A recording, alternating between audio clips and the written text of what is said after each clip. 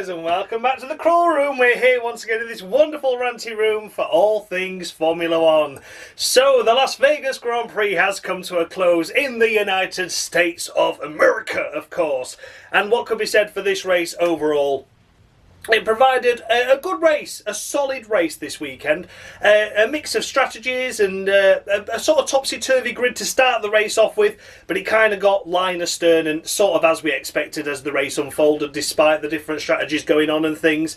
The pace of the cars kind of worked their way through, but nonetheless there were still some great performances up and down the field which need praising, and some disappointing results that unfortunately need mentioning as well. So if you've seen this series before, I award the drivers out a maximum of 10 points based on their overall race weekend's performance, and I go all the way down to 0 if they have a particularly bad one. Take a look out for bonus points. They're sometimes enough for some drivers to do something extra special during a race, and on the rare occasion I do award minus points to those drivers do something extra special, but for all the wrong reasons.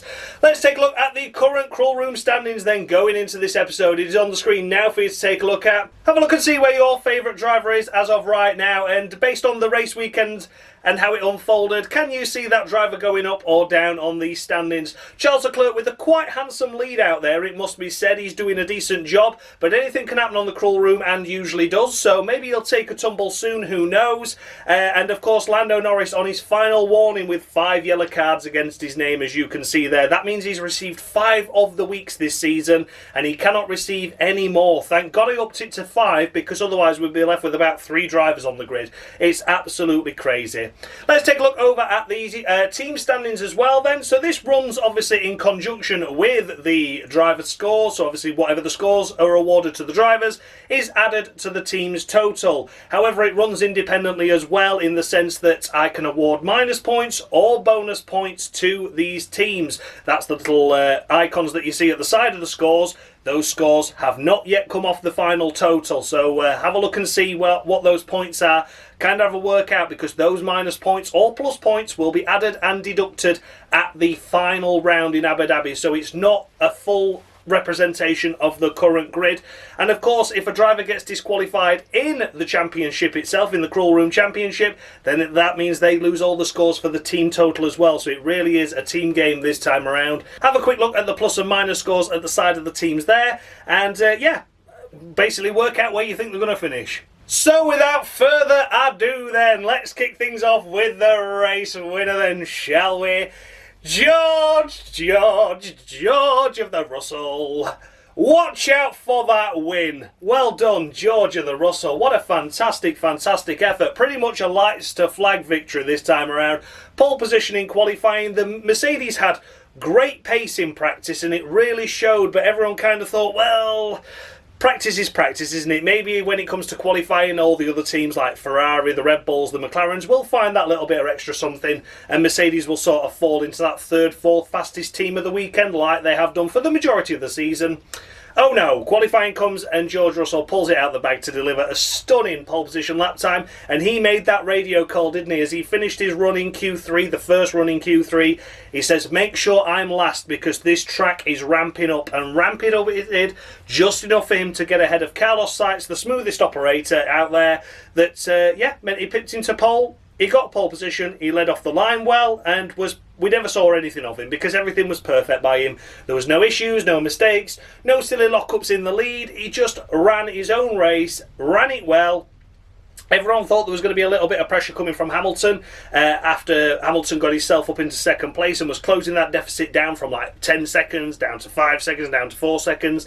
But as it was, Hamilton was pushing that much to catch George that eventually his tyres had cried enough. The sort of started to fade away, and that meant that George always had a comfortable race in hand. And I'm sure that Russell could have upped the pace as well had Hamilton started to get into that like 2-second window, and you think, right, he's close to DRS now, oh, I'll just push a bit more, then I've saved my tyres. So yeah, George of the Russell this weekend, impeccable, and he needed that because he's had a couple of rough races, hasn't he, recently? There's been a couple of heavy hits, particularly in Mexico a few rounds ago. What happened in Brazil? Did Brazil go particularly well? I can't remember. But yeah, nonetheless, George of the Russell this time around, and to start the last of the triple headers, he gets a pole position, gets a victory, that's a great effort. It's 10 points to him. 10 points to George Russell. Fantastic, fantastic effort. It can be no more, no less than that. Brilliant, brilliant effort. Well done. And Mercedes weren't sure why they were quick. It's not really a good thing, that, is it? But it was nice to see him up there. Nice to see him have the pace. But, yeah, not understanding why you're quick. Bit of a head scratcher, but I'm sure they'll try and work it out so they can maintain this quickness for the rest of the season. 10 points to George Russell. In second place, we come to Lewis Hamilton. Sir Lewis, of course. A British driver 1-2. The British bias there certainly shines through. I'm sure Sky Sports were absolutely loving it, weren't they? Loving it, they were. Lewis Hamilton this weekend once again had the pace in that Mercedes car, but threw it all away in Q3. Threw it all away in Q3. What a shame. He lined up 10th on the grid. And he had a fantastic charge through the field.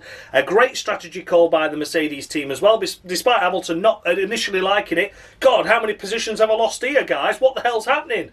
Well, actually, they're on hard tyres, Lewis, and have got nothing to do with your race. They haven't even pitted yet. He didn't even lose a place, I don't think, or maybe he only lost one, but then had a massive tyre advantage over the other cars that had pitted early.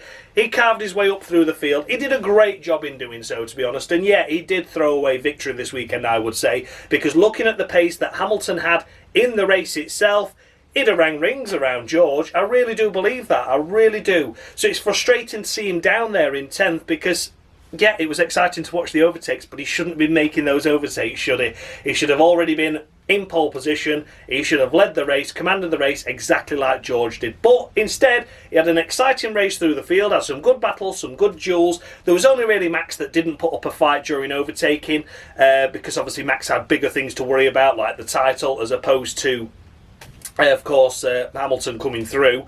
So yeah, apart from Max not really putting up a defence, every other driver he had to come through, put up a defence, a fair defence, and Hamilton got through.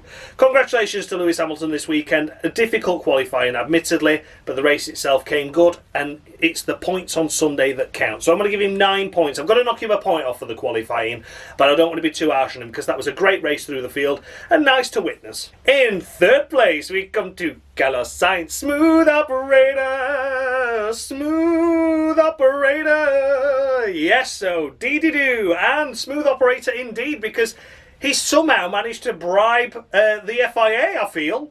I don't know if he's got connections with Daddy Stroll at all. Not sure at all. But yeah, box.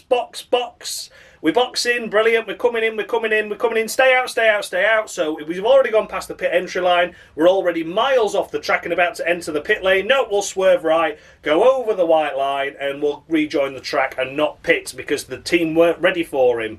Now, this is a slam dunk penalty. We've already looked through the rules and the instruction guides and everything, and the whole rules and regulations surrounding pit entry. It was all clarified after Hamilton had that grassy moment in Hockenheim one year, wasn't it? Where he cut across the grass to pit, or did he cut across the grass to go out the pits after he'd been called in? Can't remember. But it was one of those where it was a grey area and they tightened the regulations to mean that you could not cross the white line on pit entry or pit exit. That's a no-no. You can't do that. So, he did that, but it wasn't even investigated as of yet, and it hasn't even been penalised as of yet. Maybe something comes out, maybe someone appeals something, but no one had even looked at it. So I don't know if the FIA were like, do you know what, lads? The race start's happened. Do you fancy going at the casino? Come on, let's have a bet. Come on, lads. Come on, lads.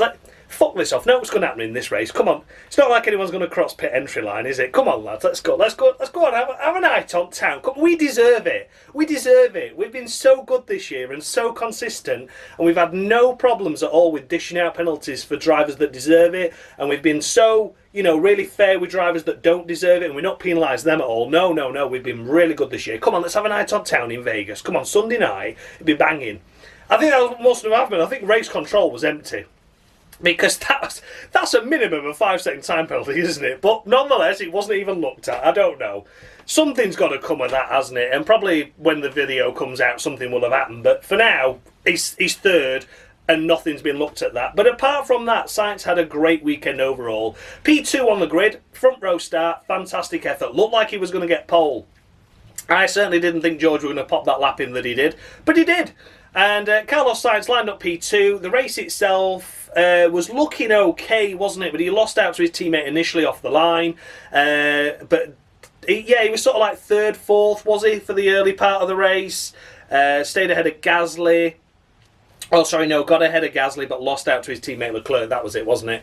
But yeah, for the most part, he had a solid race. The only time it sort of came a bit weird was when they told Sainz to hold position behind Leclerc, just as Leclerc had come out the pits. Sainz just went around him and fucked off into the distance and got himself P3.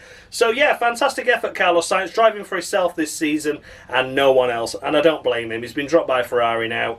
And he wants all the podiums he can get, wants all the points he can get, and hopefully another victory to come as well. This time around he just fell a little bit short of that, but nonetheless it was a solid effort. Maybe I'm being a bit premature in that, maybe someone puts a peel in that pit lane entry and maybe he gets a 5-second time penalty which drops into 4th or 5th, but as of right now he's P3. He had that car ride in the Rolls Royce, which no one can take away from him, eh? No one can take that away. Ooh, the prestige of Vegas. What a load of shit jumping in that Rolls Royce. No one had a fucking clue what was happening. Ridiculous. But nonetheless, anyway, Carlos Sainz, I've given him 9. 9 points. I've knocked him a point off for that silly pit lane infringement. The team weren't ready, fair enough. That was more on the team, but even so, Sainz should have been penalised. I'm sorry, but that's just how it has to work. 9 to Carlos Sainz. In 4th place, we come to La la, oh sacre bleu, sha la la la la. Oh no, he was not a happy bunny on the team radio at the end of that race, was he? I play the nice guy and I get fucked, or something like that in general, wasn't it? Or he gets fucked over, or something like that, but he wasn't happy, was he? Of course, Carlos has mentioned already when Leclerc came out the pits, Sainz was right on his heels, and Sainz was told to hold position, don't fight Leclerc. Sainz just swooped around him, and then that was that. Leclerc didn't have an answer for him. So, yeah, not good, was it? Not good at all. I think Leclerc could have been a little bit frustrated as well as the amount of laps it took him to overtake Verstappen because of the amount of laps that Verstappen was still in Sainz's DRS when Sainz got around him.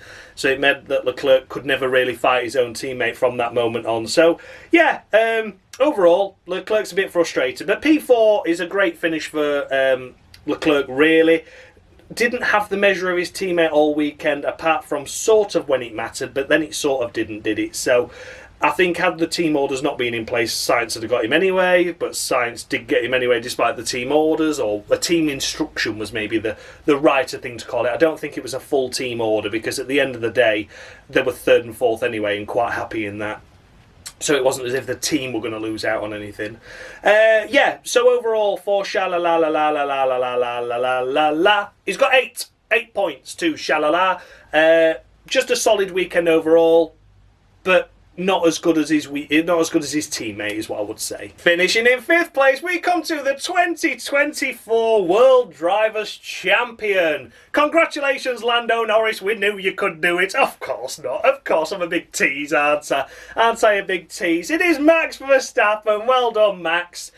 I think you only have to go back God knows how many videos from when all the hype started that, ooh, Lando's going to get him. Lando's going to get him.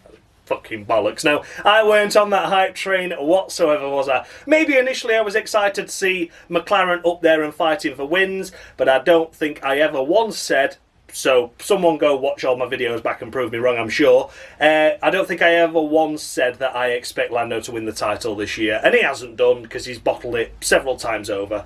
P5 here for Max this weekend. I think had he not had the championship on the line, maybe, just maybe, he could have scraped a podium out of that. I do honestly believe that. He didn't put any defence up really when the Ferraris came knocking, despite Lambiase sort of telling him, yeah, I'd keep him behind if you can, mate. Yeah, the fire in his belly was more about the title than the end result, which isn't great for the constructors overall, but I think third's going to be where they're going to finish. Max finishing P3 or Max finishing P5 is only a difference of 5 points. That's not making any difference whatsoever to the inroads of Red Bull's title charge for the constructors when you've got Perez not picking up any points at all or just a measly couple. It doesn't matter, does it? You know, it proves that Max has done the donkey work for Red Bull this year by him winning the Drivers' Championship. And last year he won the Constructors' Championship on his own for that team. So they didn't even need Perez last year. So, yeah, kind of shows you, doesn't it? A difficult car, sort of like midway through the season, maybe like round 6, round 7, it started to peter away the pace of that Red Bull. But Max on most of the occasions has just done what he needs to do, which is pick up the points and pick up the maximum he can with the car he's been given. Brazil was a big turning point, of course, but this weekend overall it was more about let's just get it over the line and let's win the title. And that's exactly what he did. So for Max Verstappen this weekend, it's 8.5 to him. It can't be a perfect 10. Yeah, he won the title, but there was better drivers out there overall. But I'm aware that we didn't see the normal Max this weekend. There would have been a much more of a staunch defence against Hamilton coming through and against the Ferraris as well, had it just been any other race. We'll see the usual Verstappen back for Qatar, for the final round at Abu Dhabi as well, of course, where there's nothing to lose for Max now. But this time around, this weekend, didn't put up a defence, but I understand why. It got the title in his hands, and he firmly grasped it. 8.5 to Max Verstappen. In 6th place, we come to Lando Norris in the McLaren, and the first of the McLarens as well. Bloody hell. P6. I don't really know what to say, really. He's avoided an of the week simply for the fact his interview after the race. I thought that's the maturest we've seen him this season, where he said that I don't believe the team or myself were mentally prepared for a title fight this year. And I absolutely agree with that statement. I really, really do. And I think, the mindset of a driver is a big, important thing, as it is with the team as well. And I think once the team realised that they could get the constructors, which they're still fighting for, Ferrari have taken a chunk out of them this race round, but they've still got 24-point gap at the moment ahead of the Ferrari squad. Not a lot though, not a lot, but enough. It's a cushion that they are grateful to have. I think once they realised that they could go for a championship, they thought it was more realistic to go for the constructors because of how Perez was struggling. And I don't think they really took Ferrari into account at that time, because it was sort of the time where Leclerc was having that bad run of races and Sainz was sort of off the pace. He went a bit missing, didn't he? So I don't think they ever took Ferrari as a serious consideration and were just like, look, there's only one Red Bull scoring points and we've got two McLarens that are finishing either just behind Max or getting one ahead of Max, and we're reaping the rewards of that. So I think the mentality of the team and the driver in Lando did get it wrong. I have massive respect to Lando for saying that he doesn't believe he had the mentality to win a title this year, despite the fact he was in a title fight. And that would probably make up for the mistakes. That would mean that those mistakes crept in, because maybe in one scenario he's telling someone, oh, I'm not bothered about the title, I'm not thinking about it. But then when he got behind the wheel of a race car, he's thinking, that's Max, I need to get him. And that's why we've seen the little desperate moves. We saw the big bottle job at Brazil, of course, because he knew it was advantage him and he couldn't handle the pressure of, well, what happens if I win and I take massive chunks out? Does that, I don't think he could quite comprehend what pressure was coming for him. So, yeah, Lando Norris this season has bottled it, without a shadow of a doubt in my mind. I think McLaren as well at times have bottled it for him as well, with the silly pit calls and whatever else. However, ultimately, he's admitted that he didn't have the mindset for it, and I hope 2025 he can prove that when he has the mindset, he can stop making silly mistakes. So for Lando Norris, it's the middle of the row 5 this weekend. I think there was still more pace in that McLaren than made out. They were complaining about the rear wing being altered. They said it didn't make much of a difference, but I think it did lead to something, didn't it? We've not seen McLaren finishing 6th and 7th for a long time. But yeah, overall, middle of the row 5 to Lando Norris. Comes back next year stronger. Maybe we'll see a better Lando in Qatar and Abu Dhabi now the fight's over and people can stop asking him about it. We'll see. But yeah, I've let him off the hook this time around. But next year, there's no excuses at all. The first signs of him bottling it, I'm coming down harshly. 5 to Norris. Then we come to Lando Norris's teammate, Oscar Piastri. Oh, bit flaky again though, weren't he? Bit flaky. Yeah, Oscar Piastri this weekend, no pace at all in that car, even worse than Lando. Finishes 7th by a sheer miracle. And, before the FIA decided to go gambling and go boozing in Las Vegas on a Sunday night, they decided that they give one driver a 5-second time penalty just to make it look like they were there. So they gave it Oscar Piastri for lining up with a false start, so he lined up in his grid box incorrectly. It was fucking marginal at best. I don't actually believe he was out his grid box. I'm happy to be proven wrong on that, but I think I've seen cars a lot further out and not get anything. But, the FIA with their consistencies, it doesn't matter really. It's only a multi-million multi-billion pound sport, you know, so who needs consistency, eh? But yeah, before the lads went off on the night on a night out and went boozing and clubbing and gambling and throwing all their daddy's money Stroll away, yeah, he just decided to give Piastri a 5-cent time penalty. In the end, it didn't make any difference to his race. He finished 7th. He wasn't going to get any better than that. But yeah, worth noting. Piastri, three this weekend from me. Thankful he's going to get them for it. Of the weeks, of course, you know, I'm running very slim after Brazil was an absolute of-the-week fest. So I've just got 3, and I've given 3 out. And I think realistically there should be about 5 drivers getting it. Piastri's probably one of them, but he avoids it. So 3 to Pastry. Yeah, that's that. Securing 8th place, we come to Nico Hulkenberg.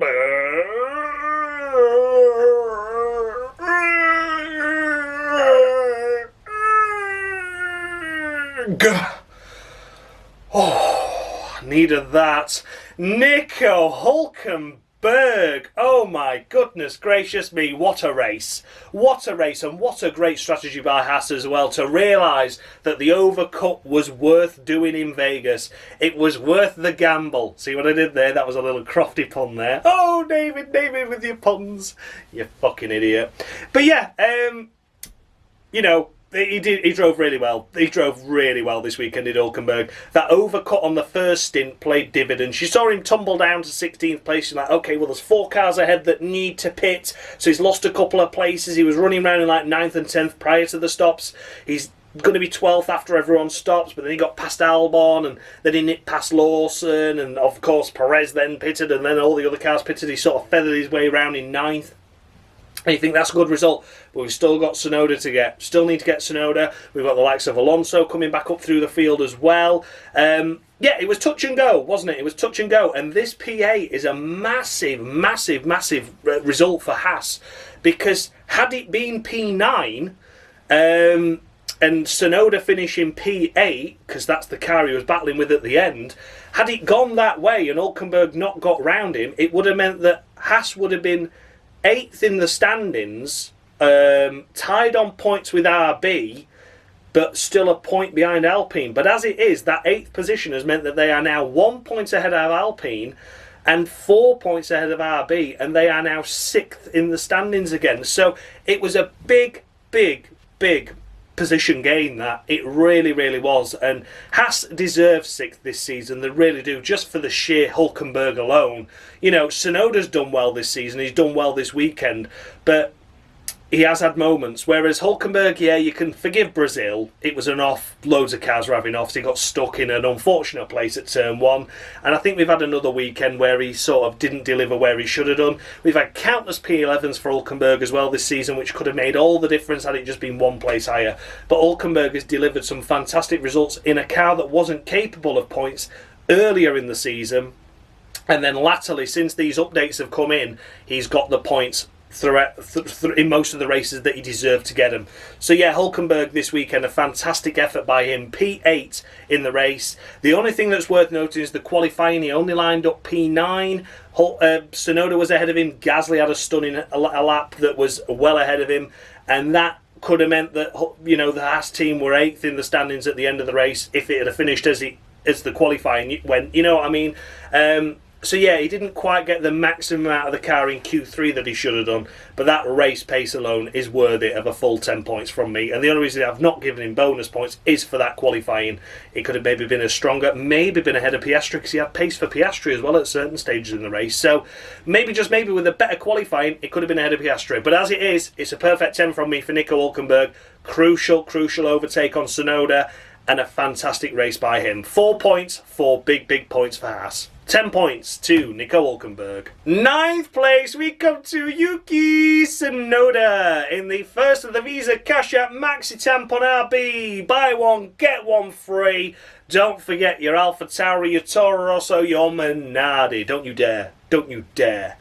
So, for Yuki Tsunoda this weekend, a great qualifying effort, P8 in qualifying, and then in the race itself, he finishes here in P9. Couldn't fend off Hulkenberg. Of course, Hulkenberg had that tyre advantage, as we mentioned, that first stint where Hulkenberg got a good few laps over the rest of the field, and then was able to use that tyre advantage to get back through the cars that had overtaken him, and be on fresher tyres as well. That paid good and came dividends for Hulkenberg in those final stages, but Tsunoda was still able to hold off Sergio Perez for the 2 points that he did get, as opposed to the one that he would have got had he lost out to Perez. So that was a crucial stay of position there for Yuki Tsunoda, and a great weekend overall. A Q3 appearance, points in the race. I don't think there's much more than can be asked of him. I think the Visa Cash App was a decent car. Was it a point scorer? I think it was borderline. I think Tsunoda squeezed a little bit more out of it than the car was really capable of. Of course, Perez should have finished ahead of him. And then you look at the rest of the cars and you think maybe Alonso, had he not started on the silly softs, I don't know what the hell they were doing there. Maybe Alonso should and could have got him as well. But yeah, overall for Tsunoda, it's 8 points to him this weekend. A solid effort, a great job. Just a shame he couldn't hold off Nico Hulkenberg, as already mentioned, because that was a crucial point swing there from what could have been tie-in. It's now 4. So a big decision there. That's why I've just knocked a couple of points off. But I don't dislike or, discredit Tsunoda in any way. It was still a great result with the car he was given. Just came so close, though, didn't it, to making it even more crucial for the RB squad. But 2 points is better than none when your rivals are scoring 4. 8 to Tsunoda. Picking up the final points paying position, as mentioned already, it is, of course, Checo Sergio Perez. Long disqualified on this series, of course, due to his poor performances. And once again this weekend, he's out in Q1 and only picks up a point towards the end of the race, just nipping past Alonso with a few laps left. If it wasn't for that, it'd have been picking up none. 1 point. It's not going to make any difference to Red Bull standings come the end of the season, Checo. What the hell are you playing at? And yeah, big changes are going to come out there. I don't think we've got this grid set just yet. There's going to be big changes coming, and the way things are going at the moment, I'd be stupid to not give Tsunoda a go. But yeah, it is Checo Perez, disqualified anyway. We don't really talk about him too much, and that's as much as I'm going to say. Finishing in 11th place and just outside the points, we come to Fernando Alonso in the first of the Daddy Racing Aston Martins. Yeah, Aston Martin, what the hell has happened to them? Honest to God. I mean, we sort of had them down as the 5th best team at the start of the season, and you think, well, that's not ideal, but at least it's 9th and 10th, isn't it? At least it's a couple of points, if nothing else. Then if anything else happens ahead, you might get a good result. You might get an odd 5th, 6th place finish, whatever. It's just gone downhill. It's not like they've had a steady decline either, is it? It's just like they're at 36,000 feet doing quite well and then the wing fell off. They've just plummeted down here with a bang. But Alonso this weekend, I think, had he gone on the mediums at the start and not the soft, I think there was options there. I really do. I think there was options there for him to scrape a point. But obviously, because he started on the softs, he pitted on lap 5, and then that puts him at a massive tyre disadvantage for the rest of the race, because he has to pit when everyone else pits. So at some point, he's going to have tyres that are a lot older by 5, 6, 7. I mean, you look at the deficit between himself and Hulkenberg, who went 5 laps longer than everyone else. That means that he had like a 10, 11 lap delta of tyre life compared to Hulkenberg, who finished 8th. So had they started on the mediums and done the strategy that Hulkenberg and Haas pulled off, that could have easily been a point there. Maybe even 2. Maybe he could have got Tsunoda as well. So I do feel that the strategy let him down, and he'd already got one hand tied behind his back before the race even started by starting on that soft compound tyre. Obviously they're hoping for an early safety car. I get that, but I still don't fully understand it, because you've still got the tyre offset and you still lose all those positions. Even when a safety car's there, you're still going to tumble to the back of the grid with a free pit stop. I don't get it. But yeah, nonetheless, Alonso this weekend really didn't do anything wrong. Shame we didn't see him in Q2. I think a Q2 appearance was maybe just on the cusp and just on the cards that didn't quite work out. But apart from that, a great race. And a shame he misses out on points by just 1 place.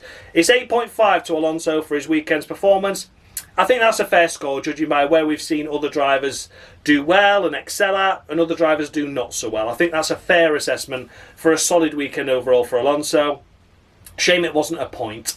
8.5 to Fernando Alonso. Then we come to the second of the Haas's in K-Mag, Kevin Magnuson, the only driver to pull off a one-stop strategy in here. He is finishing in P12, exactly where he started in the race. So started P12, finished P12 and just had the one solitary pit stop.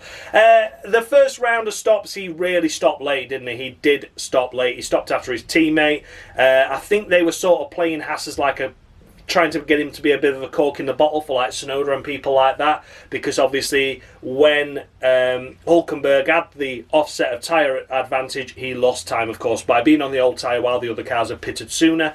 So maybe they'd used Magnuson as a bit of a cork in the bottle there to hold the likes up of Tsunoda and Alonso and Perez and those kind of cars for as long as possible, and then when all that pack finally got past K-Mag, they then pitted him. So maybe he was sort of used as like, yeah, K-Mag's not going to get points this weekend, but let's make sure Hulkenberg gets the maximum he can. If that's the way round it went, it worked out well. But well done to Kevin Magnuson for making one-stop work and for finishing not too far away from the points as well. P12 on a one-stop where tyre life was quite crucial. I mean, towards the end of the race, they were saying he was still setting personal best lap times, so he's clearly done well with the tyres he'd been given. But, having said that, his teammate ultimately is P8, Kevin Magnuson's here in P12.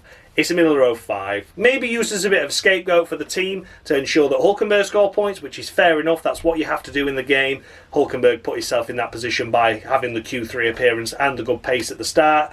But the race itself had a good battle with Lawson, had a great overtake and great duel with Perez and Lawson, where he went round the outside and there was nearly contact and things. That was good. But good clean racing from K-Mag overall.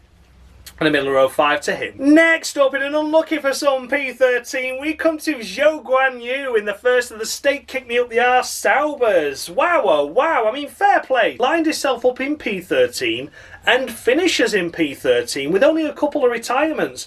And only one of those cars were ahead of him, so he's only sort of gained one place out of the retirements as well. So he had a solid weekend overall. He's disqualified on the Cruel Room, has been for a number of races now due to his poor performance all season long, basically. But this race, I don't know where it had come from, but he did well. He was encouragingly fast. He almost had a lap time good enough to get into Q3 as well. It wasn't like P13 and he was miles off. He was just fractions of a second off from being that Q3 lap time, and he could have maybe squeezed that little bit more out of it. But Zhou Guanyu this weekend battling on the fringes of the points. Yep, it doesn't come good, unfortunately, but that's just the Sauber way. He had a slow stop, didn't he? The last second stop was like 4.5 seconds, 5 seconds, something like that. Double the amount of time it realistically should have been. And that sort of put him on the disadvantage. I think had he not had that slow stop, he could have maybe been ahead of K-Mag. I don't think points were ever realistically possible for the Sauber squad, but it only takes Perez, Lawson and K-Mag incident to have unfolded differently, where all of them got damaged, got pushed into the wall, whatever, and that's him getting a point then, isn't it? So it was close, but no cigar for Zhou, and I think this race weekend he did really, really well. Had he not been disqualified, he'd been getting probably an 8 or a 9 from me, because did nothing wrong this weekend and genuinely showed good pace. Where it had come from, I've no idea. Maybe the marijuana that everyone could smell around the circuit, maybe some of that had got into his nostrils and made a difference. Who knows? But yeah, Zhou Guanyu, disqualified anyway, but I need to talk about him because that was a good drive. 14th place, we come to the first of the Williams in Franco Colapinto.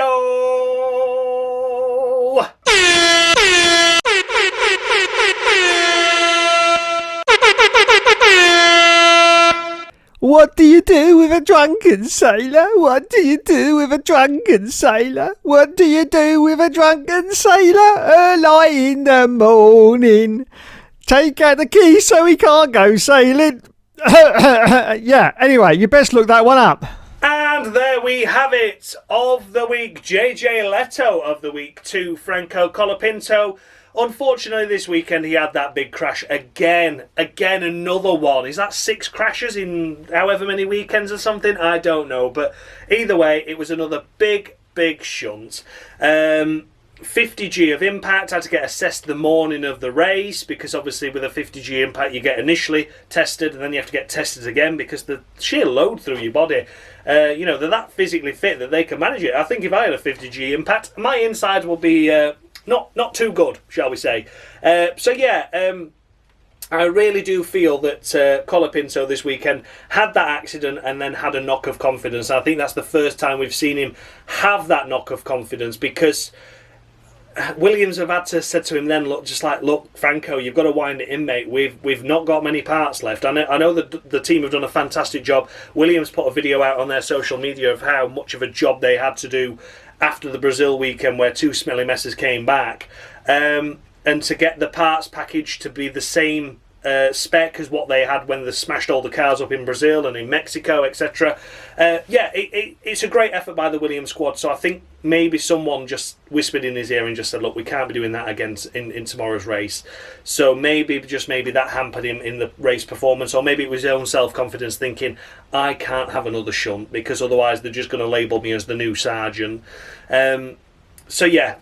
It was a difficult one to judge. I don't think we saw the maximum amount of him in the race we could. Pit lane start, of course, it doesn't help. A pit lane start doesn't help, especially when there's no safety car. You've already got that deficit to make up to the back of the field anyway. But that was all his own doing. And the race itself, P14 behind the likes of Zhou Guanyu, behind the likes of Kevin Magnuson, who only one stopped. It's difficult, isn't it? So yeah, it has to be an of the week, unfortunately, for Colapinto, the only driver to have a crash this weekend.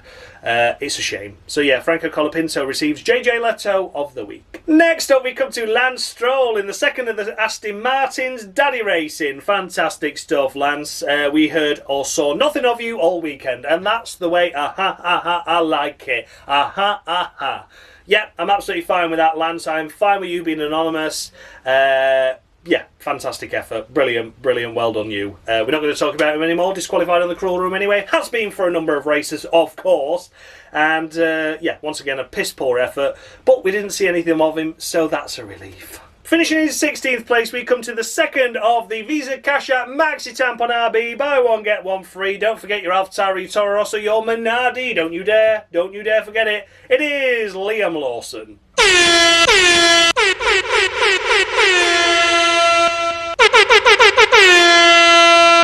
Give me an L. Give me an E.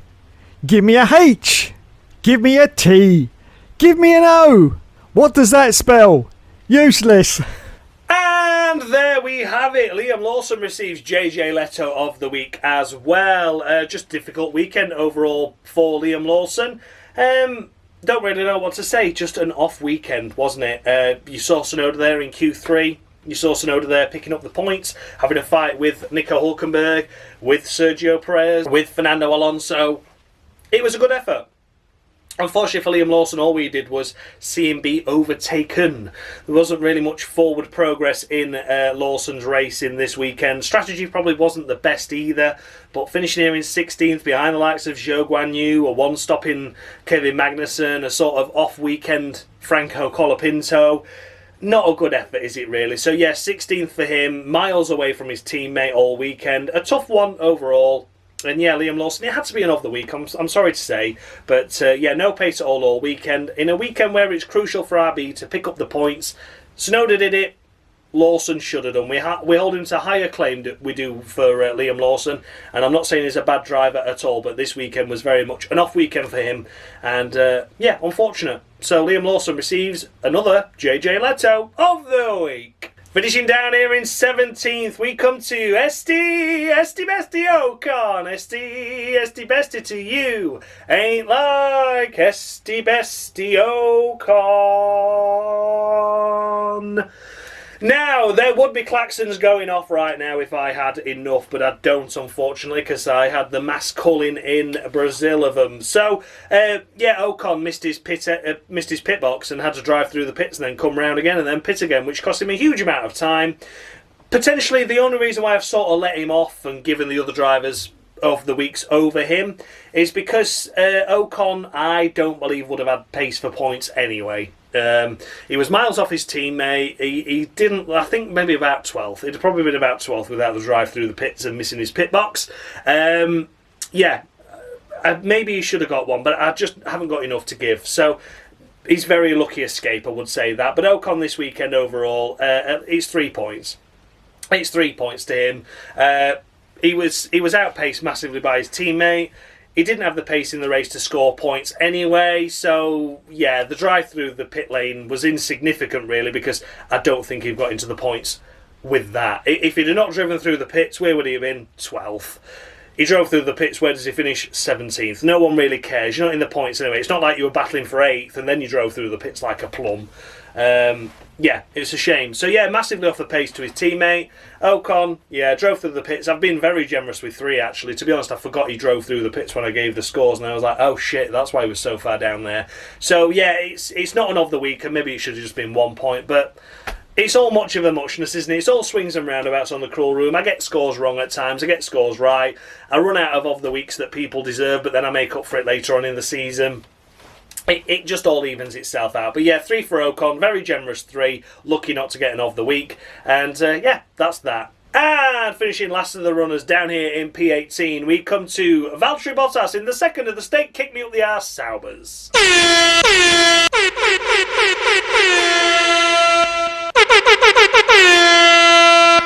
Like my counterpart in the previous crawl room, I too had 70 starts within Formula 1 during my career.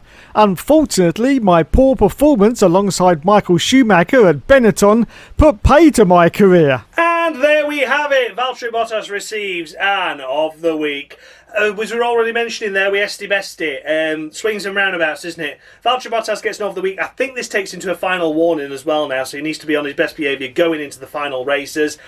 Bottas probably should have been disqualified already this season, to be honest with you. I think he should have already been out of here. If he isn't already, I can't quite remember how it works out. I get lost, I get confused. But yeah, Valtteri Bottas this weekend overall, massively outshone by his teammate. Out in Q1, his teammate was in Q2.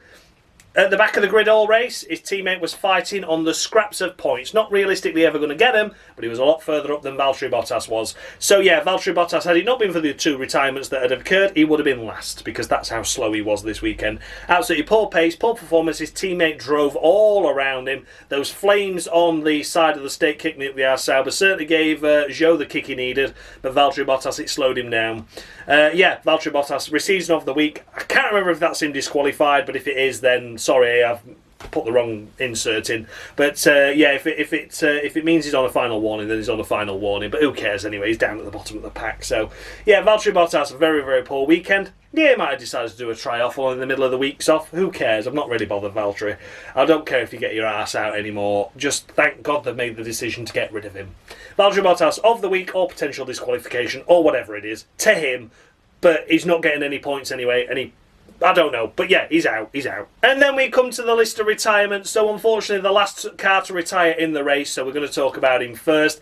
It is Pierre Gasly in the second of the Alpines. What a shame. What a shame for Pierre Gasly, lining himself up in P3. P3, what a mighty lap that was in Q3. What a great effort to get yourself into Q3 for starters, and then to get that lap out of the bag in Q3. A stunning, stunning effort. Well done to Pierre Gasly for that. The race itself, yeah, realistically, he was never going to beat the McLarens. He was never going to beat the Ferraris. He was never going to beat a fast-charging Hamilton through the field. And he sort of tumbled his way round to about 6th, hadn't he? Then the pit stops came, and he was just sort of working his way through the field where there was cars that were on the hard tyres that had not yet stopped and things. He was on the fringes of the points once again. And then he complained over the radio, I'm losing power. And they just came over the radio, no, it's okay. You just hit the limiter down the straight, mate. Don't worry about it. No, my fucking car is breaking down. And there was small smoke pouring out the back of it. It was a right mess. So yeah, unfortunately for him, it led to a retirement where points were definitely possible, and crucial points once again for Alpine, because had he finished P8, it would have meant that they would have extended their lead in P6 in the constructors as opposed to fall into P7. It's all to play for. They can't be having these mechanical issues, can Alpine? They sort of had it last year, didn't they? Mechanical issues are very rare in Formula 1 these days, especially things like engine failures. Has he ran out of engines in his pool now? Does he have to take a grid drop for next weekend at Qatar? It's those questions that are yet unanswered, but it could be costly to Alpine at the end of the season, this one retirement. So yeah, Gasly, 5. Maximum a retirement can score is 5, and he's getting 5. Absolutely did nothing wrong this weekend. Would have been on for a solid P8 finish, maybe even a P7 with the pace he had if Piastri was struggling, like he seemed to do against Hülkenberg in the mid-phase of the race. Pierre Gasly could have already been ahead of him and then held position perhaps. But yeah, nonetheless, points went missing absolutely 100% this weekend for Pierre Gasly. Huge shame for that. Middle of row 5 to him, no fault of his own. Deserved more, but that's my rules. It's 5 to Gasly. And then last but by no means least, we come to Alex Albon in the second of the Williams, out with a power unit issue, but they're not sure how that issue occurred. They were sort of coming over the radio, weren't they, saying, look, you're going to have to lose time to the car ahead because we're getting dirty air, the car is overheating. And then a few laps later, they said, no, you've got to box to retire, I'm afraid. The car is getting too hot. As at the time of recording, we're not sure how that issue occurred. The mechanics were looking in the air vents and the air box, the radiator ducts, etc., to see if a plastic bag had got caught in there, because there was a lot of debris on the racetrack, weren't there, in terms of little plastic bags and all sorts just blowing around. There was one on the side of George Russell's car for a little while. There was one that got sucked up by Hamilton. It was lucky that that didn't get into a vent. I'm sure a lot of other cars, by the time they lift the car up at the end of the race, there are going to be loads caught on the floor, because it was blowing around everywhere, wasn't it? It was a bit silly. But yeah, Alex Albon, I hope it wasn't that issue. I do really hope it wasn't that issue. But if it was, I mean, once again proving how unlucky the Williams squad are this season, really. But yeah, it's a power unit issue. It could be the fact that something's not been quite put together right as a result of all the rebuilds they've had to do. Maybe it's an old part that they've had to reinstall to not take a penalty, and that's failed. There could be a multitude of things, but the fact is we're even considering that a plastic bag could have caused it as well. Just proves how shit it was this weekend in terms of the wind and the general crap that was blowing around on the circuit. For Alex Albon this weekend, he's going to get 3 points out of the maximum of 5 a retirement can score. I think that's a fair assessment. He was out in Q1 and obviously beaten by Colapinto in that session. Colapinto got through into Q2, then had his accident. The race itself, though, the pace was good. He carved his way up through the field and was looking like maybe could have been a contender for points. It was early to say when he retired, but he was certainly in that points-paying opportunity, I would say. Had the strategy gone well, had the second round of pit stops gone well for the Williams squad, which we won't know about, obviously because he never got there. But yeah, there was certainly an option for a point or two perhaps. Maybe just missing out, finishing like an unlucky P11, but he'd have been on the fringes of that. So yeah, Alex Albon, 3 points to him. Difficult qualifying on the Saturday. Looked to be making up that deficit though in the race itself, but then unfortunately it all came undone. So then guys, those were the runners and riders of the Las Vegas Grand Prix. Let me know down in the comments section below, did I score any drivers too high, any too low? The updated standings with the scores I've just awarded are on the screen now for you to take a look at. Now have a look and see where your favourite driver is. Leclerc still out in front. I think he's got this title wrapped up after being the bridesmaid for so many years on this series. Even back in the early days when I ran it on oversteer in 2018, I think he finished second or third that year. So yeah, he's been very close to winning the title on numerous occasions on the Cruel Wall and Cruel Room series. Never quite done it, but it looks like he might do now. Yeah, Georgia the Russell, of course, having a great victory and 10 points there. Certainly adds to his total and helps him along. Nico Hulkenberg there in the podium place as well, doing a great job this season for Haas. Maybe regretting that switch to Alfa next year, or Audi, whatever it's called. Audi, isn't it? It's Sauber at the minute. But yeah, overall, the scoreboard is there. I can do anything I want to it. I can manipulate it in any way I like. But at the moment, it very much looks like advantage Leclerc. Let's take a look at the team standings then, shall we? That's on the screen as well for you now to have a look at and see. Yeah, there's no alterations this time around. I'm not going to plus any points to any teams. I'm not going to minus any points off of any teams. I'm just going to leave it as it is for now. So what you see there on your screen is adding or minusing the scores that you see at the side of the screen, of course. All that will be deducted and added at the end of the season in Abu Dhabi. And you'll get to see what happens there and who will be crowned the team champion as well, of course. A massive thanks as always goes out to, of course, Dan Bartlett, formerly Moshi Gaming, of course, for providing me with the scoreboard that you see on your screen, for the driver icon in the corner of your screen, and for the intro that you see at the beginning of the video as well. Without him, this series would be more pointless than it already is. And who can forget Dave, F1 Games PlayStation, for providing me with the of the weeks that you don't necessarily know, but you know you're going to love them. That's certainly true this season. Dave's done an incredible job, has had Dan. I mean, we've gone for this 90s theme this year, and all I've done is just bought a couple of 90s themed t-shirts to go through the season with. Dave and Dan have gone really into it. They've got the 90s drivers, they've got the 90s themed graphics. They've done a fantastic job. So please, as always, in the descriptions below on this video and in every crawl room I've ever done with those guys, their channel links are down below in the description. Please, please, please check them out. If you don't already know them, please go subscribe to the channel and please watch the content. They are great guys and fully deserving of more subscribers, more viewership, and more comments in their comment section than they get at the moment, because they're great guys and they help me out massively. Like I say, without those guys, I can't do this series. I can only shout in a cupboard. I can't design graphics. I can't do the of the weeks. It takes a certain kind of someone that can do that. Dan's got the editing skills. Dave's got the humour skills with the being able to do the voices and the impressions that he does for the of the weeks. He does a great job with them. So yeah, thank you guys for your continued support with the series. And thank you guys as well for continually watching. Brazil was a fantastic weekend. 3,000 views. Last year in 2023, I didn't have any videos at all that got to 1,000 views. But that's fine, because I'm not bothered about views. But when it happens 3 times in a year, 2 on a crawl room and 1 on a crash video that I did from Silverstone when I was attended the TCR.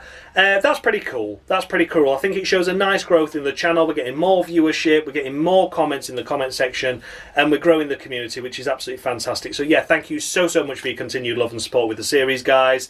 I'll see you all next week on Tuesday, 6 PM for, of course, the Qatar Grand Prix rundown. It's the final sprint weekend of the season as well, of course. Thank God. But yeah, I'll see you all then. I'm rambling on far too much. Thank you so much for watching, guys. And as always, much love.